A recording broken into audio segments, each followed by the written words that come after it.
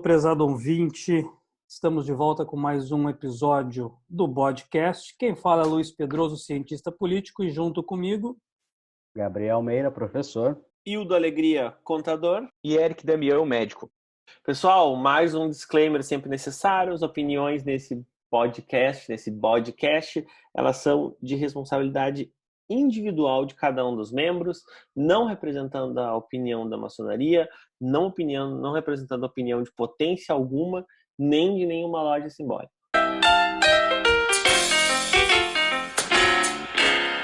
O episódio de hoje é para falarmos sobre ritual. E o que é um ritual? Bom, a definição segundo o Aurélio e o Rutledge é de que um ritual é um conjunto de práticas consagradas por tradições, costumes ou normas. Se aplicarmos isso ao sentido figurado, uma rotina, aquilo que habitualmente se pratica, uma etiqueta, uma regra, um estilo. Pensando um pouco nisso e tentando trazer para dentro da maçonaria, Hildo, os rituais, eles são elementos ou formas de tentarmos buscar um reconhecimento do bem, do correto, do virtuoso, tentando atingir aquilo que é sagrado? Também, mas não só. Eu acho que os rituais eles passam muito mais por um caminho. Ele é um caminho para se melhorar. E aí, sim, através da melhoria, tu vai conseguir isso. Então, por exemplo, no caso da maçonaria, mas aí a gente vai ter que depois extrapolar e entender mais do sentido do ritual na sociedade. Mas a maçonaria, ela usa do ritual, pelo menos na minha visão, e dos rituais, são mais de um ritual que tem na ordem,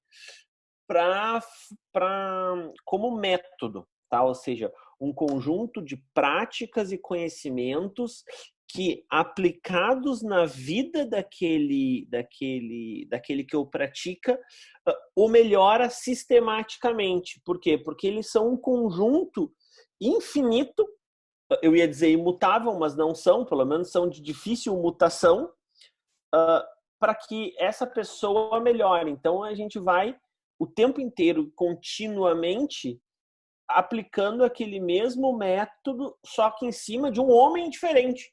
Porque o que eu apliquei ontem, eu tive um resultado hoje, eu aplico de novo, tenho um resultado amanhã, e assim a gente vai. Acho que essa é a visão pelo menos a minha visão, da importância do ritual para a maçonaria e para o maçom. Uma outra coisa que eu acho importante é que sempre que, como o Hildo falou, né, os rituais eles são feitos para tu te mudares, né, para tu aprender e em cima do teu aprendizado tu ter outras visões, ampliar as tuas visões sobre o mesmo assunto. Então, por muitas vezes a gente vê, por exemplo, iniciados em diversas ordens e diversas religiões que colocam o ritualzinho embaixo do braço e acham que porque leem aquele ritual, eles se modificaram, quando na verdade aquela transformação ela tem que ser pessoal, né? Tu tem que aplicar aquela transformação no teu dia a dia, tem que seguir o que tu lê e não simplesmente ler por ler e achar que agora, porque tu é iniciado nesta religião ou nesta ordem filosófica, tu te mudou. Não é porque tu entrou nesta ordem que tu vai te mudar, não é porque tu lê um ritual toda semana, ou enfim, que tu te mudou. Esse esforço tem que vir da pessoa, tem que haver essa transformação de dentro para fora. Eu acho que tem uma questão aí, Gabriel, que eu estava pensando conforme, na verdade, vocês estavam falando. Alguns tipos de ritual, por exemplo, se a gente pode dizer que... Isso, claro, jogando na nossa vida do dia a dia, fugindo um pouco da discussão maçônica por hora. Se eu quero, por exemplo, ter uma vida mais ativa, há algum tempo atrás a gente teve o lançamento daquele livro, eu não me recordo exatamente o nome, acho que é O Milagre da Manhã, uma coisa assim, em que, na verdade, ele fala uma série de atividades listadas que nada mais é do que um certo ritual da manhã. Eu acho que até o livro se vende como sendo dessa maneira. E eu acho isso muito diferente do que propriamente a gente ter um ritual tradicional, né? Como o Mano Luiz ali falou logo no começo da introdução, né? Um ritual baseado em uma tradição em que muitas vezes o objeto de estudo é o ritual e não necessariamente ele é ferramenta para para o estudo ou para o objetivo, né? Porque, por exemplo, tem duas coisas que me chamam muita atenção no ritual dentro da maçonaria, né? Sendo que a primeira delas é o fato de existir um ritual. Existe uma tradição, essa tradição é passada, né, há tanto tempo, essa tradição é passada de certa maneira e ela é, a princípio, como diz o Manuildo, imutável. A princípio. E isso é um dos motivos pelo qual ele é forte. E, claro, dentro desse ritual, utiliza-se dele próprio como figuras de linguagem até, mas como figuras de ensinamento para que, de fato, aquele homem, né, aquele ser humano que passa por ele, utilize dele como ferramenta para aprimoramento. Mas, ao mesmo tempo, assim, fazendo esse comparativo direto, eu não consigo deixar de pensar que existe um ritual por si só, que seria, digamos, esse ritual da manhã, esse ritual de tomar banho, esse ritual de passar álcool, de lavar as mãos que a gente está fazendo, que é um tipo de ritual de certa maneira, e outros rituais que ensinam por si próprio, como, por exemplo, seguir essas tradições e interpretar elas de forma diferente. Eu jogo de volta, então, para vocês, com que alguns dos rituais passam, talvez, de simples atos para outros tradição mesmo, e o quanto que essa tradição ensina. E eu acho que isso é muito visível, Eric, quando a gente tenta comparar como é encarado os rituais no Oriente e no Ocidente.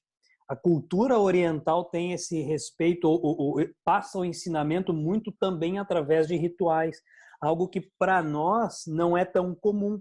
O brasileiro, por exemplo, não tem esse hábito de aprender através de rituais ou de ser ensinado através de rituais.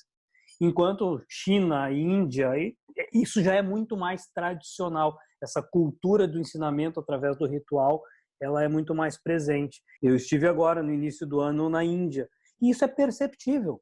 A transmissão do conhecimento, da informação, da cultura, de todos os aspectos da sociedade indiana, ela é muito feita através de rituais. É o ritual do hinduísmo, é o ritual que eles apresentam em todos os templos que você visita e inclusive no dia a dia na rua, que é o que você colocou. Então, é a utilização como um método, como ferramenta, mas também tem essa questão de fazer parte do cerne da cultura indiana, o respeito a um ritual. Exato. O primeiro é o seguinte, a gente precisa, e aí uma autocrítica à maçonaria, parar e entender que o ritual não é o livrinho. O ritual que a ordem fala é toda a prática de loja. O livrinho, ele é, o nome dele, pelo menos dentro do nosso mundo, é Manual de Procedimentos Ritualísticos.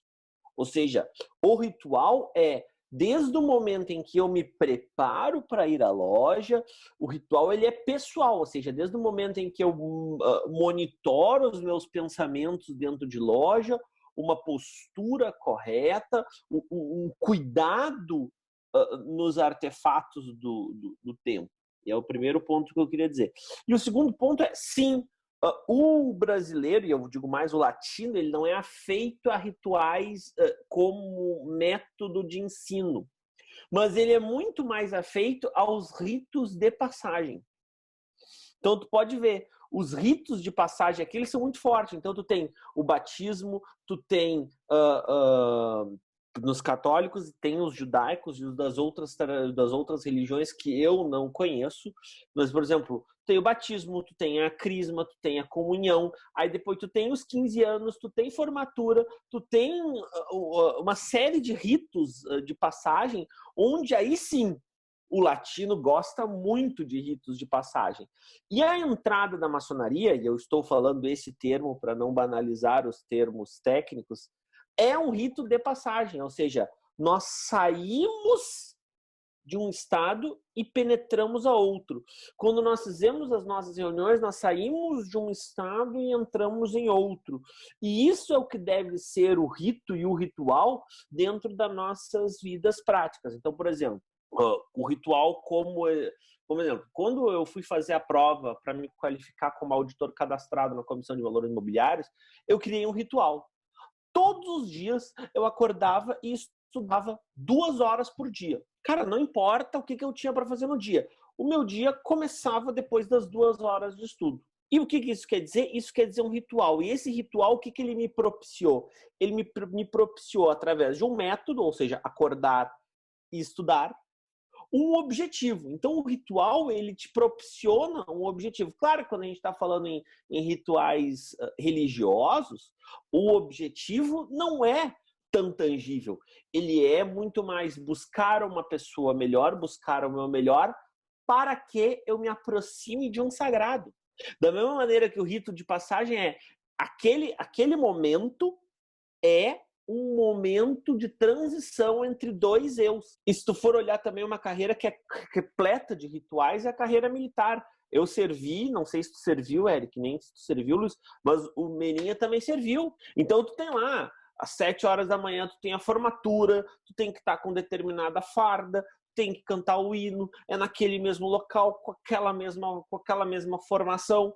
E N outros rituais. Então, é essa ritualística que dá ao militar a característica de ser militar.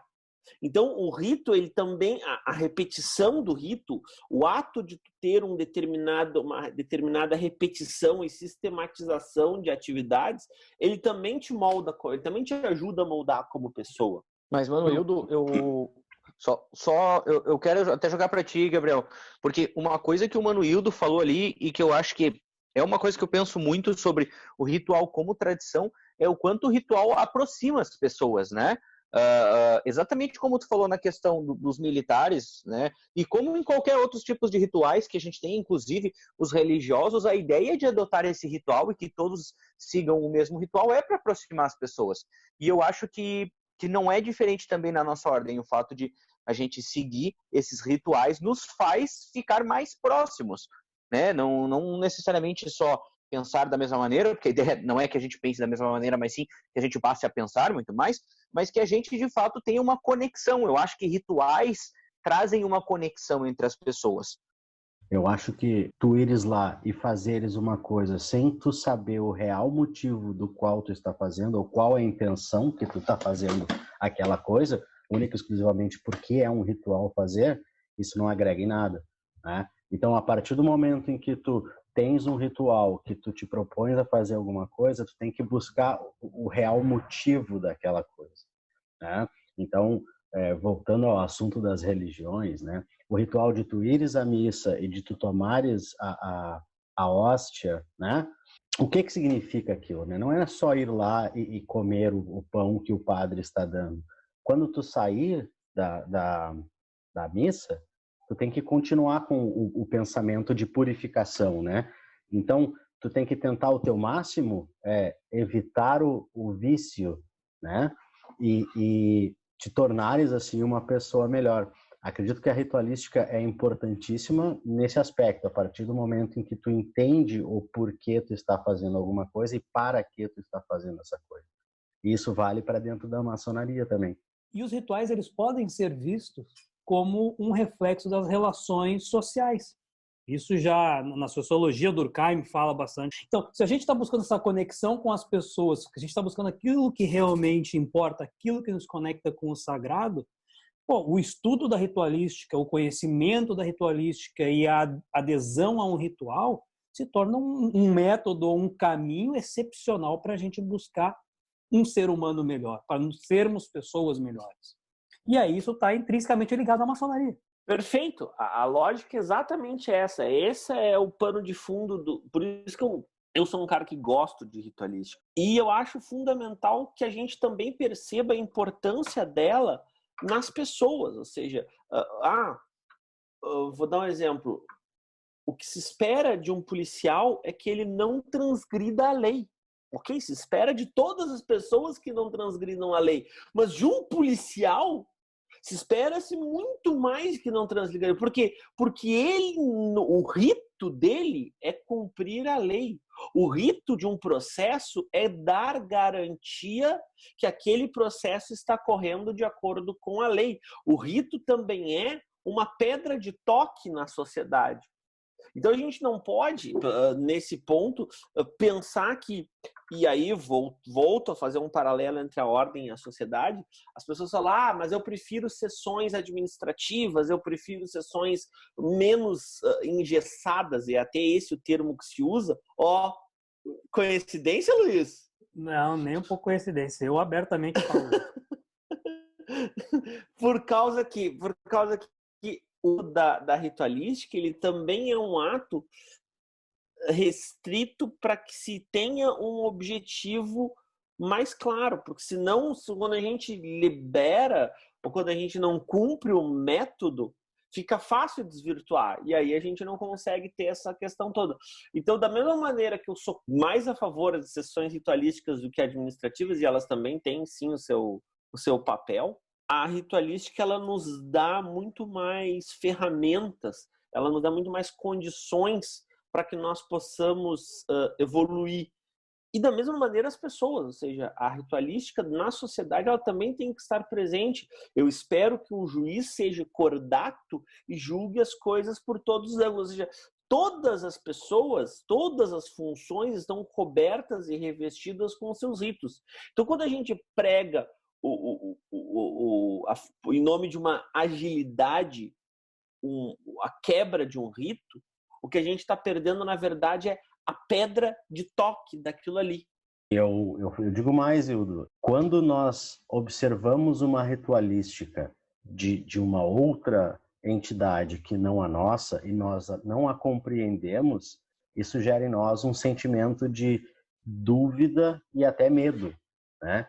Então, quando eu vejo, por exemplo, religiões de matriz africana entregando oferendas numa esquina, numa encruzilhada, e eu não sei a real ritualística daquela coisa, eu invento 1001 motivos para dizer que aquilo ali está fazendo mal para alguém, ou que aquilo ali não é coisa correta, né? Então, a falta de conhecimento para com as ritualísticas nos gera esse sentimento de medo para com outros. Então, acredito que, inclusive dentro da ordem maçônica, ela nos ensina muito a respeitar as ritualísticas, sejam quais forem.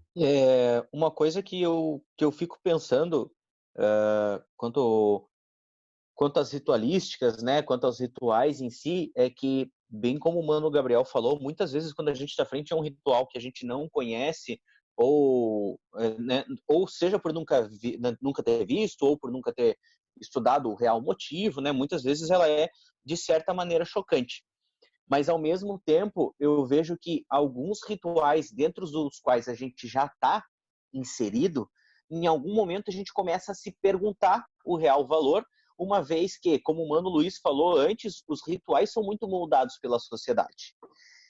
Então, a grande questão que eu vou meio largar e sair correndo é: quando que é a hora de mudar um ritual? Puxa vida, que belíssima questão. Quando que é a hora de lá mudar um ritual? Porque, veja, se o ritual ele é o mesmo para mais de um tipo de pessoa, eu não posso condicionar a mudança de um ritual ao resultado. Porque, ao mesmo tempo em que eu posso ter me dessensibilizado, o cara que está entrando está extremamente sensível. Quando que é a hora de mudar um ritual? Então não dá para ser por resultado. Dá para ser por prática de sociedade. Eu acho que a partir da evolução do ser humano como sociedade, ou enfim, a partir da evolução do ser humano, é possível fazer alterações nos rituais ou nas ritualísticas, né? Então, por exemplo, antigamente, quando os antigos faziam oferendas para o deus do trovão que mandasse chuva para que pudesse molhar as plantações, né, e irrigar as plantações.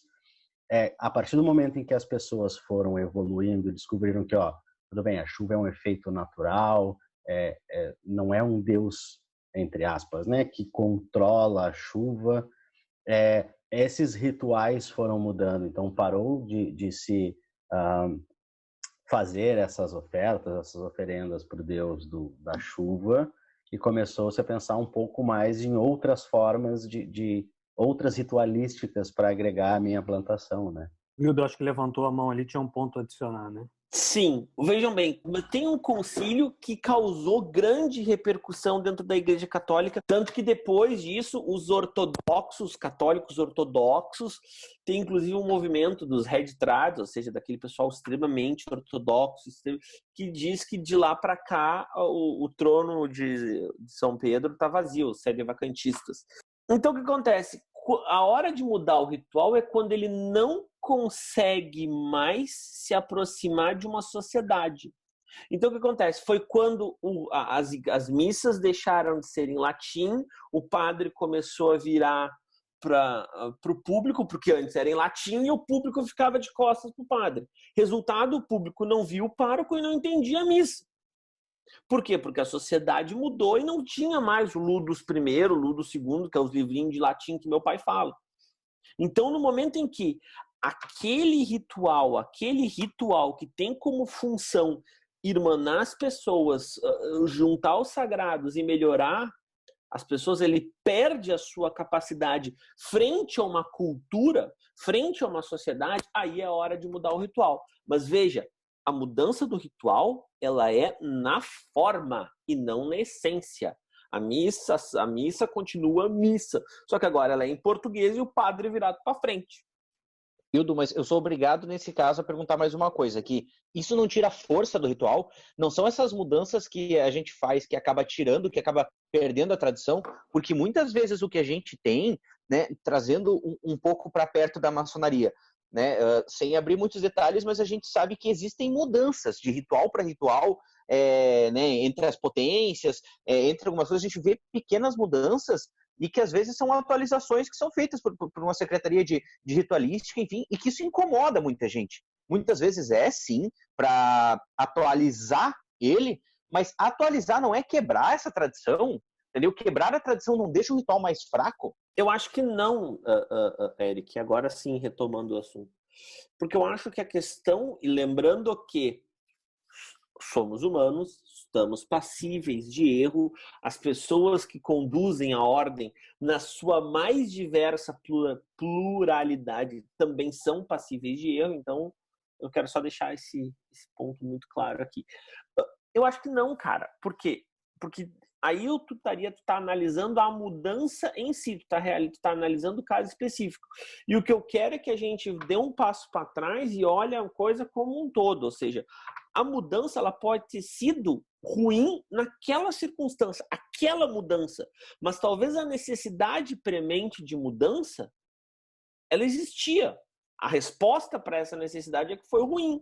Então o que acontece? Eu acho que sim, acho que a mudança ela vem quando o ritual ele deixa de cumprir suas funções frente a um grupo de pessoas, frente a uma sociedade. E eu acho que a quebra da tradição ela existe porque mexe-se na essência e não na forma. O ritual ele tem que ser separado, em qualquer ritual, ele, no meu ponto de vista, ele tem que ser separado na sua forma de execução, ou seja, como eu vou executar os procedimentos ritualísticos. E o segundo momento é para quê, por que eu estou executando aquele procedimento ritualístico. Vamos lá, coisa simples. Abre-se uma Bíblia, atenção, abre-se uma Bíblia em vários momentos, para quê? Para que nós nos elevemos à palavra do Altíssimo. Por quê? Então, a forma é abrir a Bíblia. O significado é, eu acredito que ali dentro tem uma palavra de conforto que foi inspirada, dita, escrita por aqueles que conviveram com uma pessoa que tinha conexão com Deus, que foi ditada por Deus, e aí toda a questão de como a Bíblia é Bíblia. Eu posso mudar a forma? Posso mudar a forma. Eu posso dizer que nós vamos abrir ali a Bíblia no livro de Salmos ou no livro de Mateus. Ou seja, eu estou saindo do Antigo e indo para o Novo Testamento. Eu posso mudar a forma e dizer que a gente vai abrir a Bíblia por causa... Online. Eu posso mudar a forma e posso dizer que em vez de abrir uma Bíblia, eu vou abrir o Alcorão. Posso mudar a forma e dizer que em vez de abrir uma Bíblia, eu vou abrir o Bhagavad Gita. Mas eu não estou mudando a essência. Eu vou abrir um livro sagrado e vou ler porque eu quero me inspirar na palavra que foi dita pelo sagrado. Então a gente tem que avaliar as mudanças nessas duas separações, na parte aparente, na parte física, na parte visual e na parte essencial. Pelo menos essa é a resposta que eu tenho dentro desse questionamento. Eu vou já dar um encaminhamento para o fim, Hildo, e que eu acho que responde também, tangencia pelo menos uma resposta ao questionamento do Eric. Quando mudar o ritual? Eu acho que isso é um acontecimento constante que vai se tornando resposta às inquietações dos livres pensadores que compõem aquele núcleo que exerce ou que pratica determinado ritual. Então, é algo que constantemente está acontecendo e que muitas vezes nós não percebemos. Dia após dia, loja após loja, tem uma pequena alteração, que ela vai sendo incorporada pouco a pouco, mesmo que ela ainda não esteja escrita. E aí, com o passar dos anos, isso se torna escrito ou isso passa a ter uma representação escrita, que pode ser aceita ou não, que pode ser acompanhada ou não pelo grupo. Mas é uma constante mudança. Mas aí a gente abre um precedente, aí tu foi falar isso no final, Pedroso, aí tu também tá de brincadeira, né? Porque daí a gente abre um precedente, aí a gente vai chegar e vai bater na porta do quê? Do que a gente vai bater na porta? Dos usos e costumes. Isso abre um precedente perigoso, que é os usos e costumes. Não, aqui sempre se fez assim. Tinha um membro da loja que... O que é o reflexo do dia a dia, que é o reflexo da sociedade, que volta ao que a gente falou lá atrás, é a conexão entre as pessoas. Inclusive religiosamente, né? Temos vários casos de igrejas que se separaram de outras igrejas por estarem tratando do mesmo assunto de forma diferente. Então isso não é quebrar a tradição, é isso que eu estou falando. E isso torna o negócio mais frágil. Ou seria criar uma tradição esses nova. Pequenos precedentes que eu fico pensando. Sim, então tu tá falando de usos e costumes. Claramente tu tá falando de usos e costumes. Só que a questão é essa. O que a gente precisa... Por isso que eu citei... Aí olha só como é louco isso, né? Do mesmo jeito que eu citei uma mudança de ritual vinda, organizada pelo Concílio Vaticano II ou pelas secretarias de liturgia de todas as potências maçônicas, e o Luiz trouxe o lado do... Não, nós vamos fazer a nossa mudança aqui, nós vamos ter o nosso ritualzinho.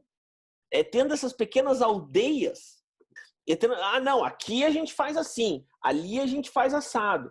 E aí, no fim das contas, acaba se tornando o conjunto disso, Eric e Damião, o conjunto dessas ilhas de interpretações ritualísticas e litúrgicas, é isso que enfraquece a tradição. Se todo mundo se ativesse aos estudos litúrgicos e ritualísticos, independente se na maçonaria, na Igreja Católica, pessoal de matriz africana, a união e a tradição estariam mais garantidas. Deixa para vir a mudança organizada dentro da entidade que organiza. Bom pleonasmo. Eu acho que essa é a grande sacada. A gente não pode cair e a gente tem que ter muito cuidado com os usos e costumes. Veja, não estou... Isso vai dar um bafafá. Gente, isso vai ter de gente... Olha só, eu não sou contra os usos e costumes. Eu só quero que eles sejam em menor quantidade do que o estudo ritualístico. Só isso. Acho que assim eu me saio bem, as pessoas não vão querer me matar. Eu acho assim que... acho que você saiu muito bem dessa, Manoel. Mas, de fato, assim, eu fico realmente muito tocado com essas mudanças, porque, de fato, eu vejo, assim, algumas mudanças que partem desses os princípios, né?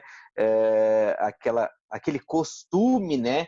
Que acaba se entranhando dentro dessas ritualísticas e, novamente, fazendo comparativos, né? Tanto com coisas da maçonaria, de religiões, mas mesmo do dia a dia, eu concordo contigo que tudo vai à questão de você entender o cerne daquele ritual. Fazendo alusão a uma coisa completamente fora do que a gente está pensando quanto aos pensamentos, agora, em época de pandemia, eu tenho que ensinar as pessoas como lavar as mãos. Isso é um absurdo, porque todo mundo sabe lavar a mão. Só que não. A maioria das pessoas não sabe lavar a mão. Tem estudos científicos que comprovam que a maioria dos profissionais de saúde não lavam a mão direito. Então, se a gente utilizar essa mesma figura, essa mesma ilusão de que se a maioria das pessoas não sabe escovar os dentes e não sabe lavar as mãos direito, e o motivo pelo qual elas não sabem é porque elas nunca foram ensinadas, ou seja, nunca entenderam o porquê que precisa fazer isso, porque tu vai entender a técnica quando tu saber o porquê. É muito absurdo a gente pensar que a maioria dos maçons que praticam o ritual dentro das lojas ou praticam por entenderem exatamente o que fazem, porque a maioria não sabe. É o ritual. Nem busca saber. Exato, exatamente. Né? Então, assim como... Contemporize, Emanuele. Contemporiza. Mano, a maioria eu acho meio generalizador. Né? Mas... pode ser, mas ainda assim, eu vejo de forma muito leviana. Pode ser que é porque eu também gosto muito de estudar o ritual, né? Eu gosto muito dessas figuras dos rituais. Mas eu realmente acho que tem coisas que poderiam ser exploradas e que realmente não são. E que, de novo, eu acho que se fossem exploradas, poderia se entender o porquê que eu faço isso. Quando eu sei o porquê que eu faço isso, eu passo a dar valor. Isso sim, isso é perfeito. Ou seja, o livro não é só um livro. Perfeito, perfeito. Gente, eu acho que chegamos num limite de tempo razoável. Eu tenho abraços para bode ouvintes. Manda, é a hora. Queridos, a gente está muito feliz nesse episódio, porque a gente teve bons feedbacks, então a gente tem bode ouvintes muito, muito participativos e a gente fica muito feliz que vocês estão com a gente nesse iniciozinho de jornada. Então, um grande abraço para o Alceu Zanotto, Roni Leme, Sebastião Marcondes e Maison Tomé, que escreveram para nós, que nos deram sugestões de pauta. Então, continuem escrevendo, vai ter o e-mail na descrição do vídeo. Por favor, entre em contato. Era isso. Perfeito. Pode terminar agora. Muito obrigado. Queridos irmãos, eu acho que ficamos por aqui, então. A todo ouvinte, muito obrigado pela participação. Como o Hildo colocou, nos escrevam, sugiram, comentem. A participação de todos é fundamental para que a gente continue construindo um programa que leve conhecimento, que leve a uma discussão interessante para todos e não apenas para nós 4 que estamos aproveitando muito. Os programas eles vão ser divulgados quinzenalmente, então a cada 15 dias nas plataformas de podcast, no YouTube. Sempre no sábado. Sempre aos sábados, muito bem lembrado. Pessoal, foi um prazer, um abraço a todos e até o próximo programa. Pessoal, obrigado, beijo. Feito, meus irmãos. Um abraço e até a próxima semana.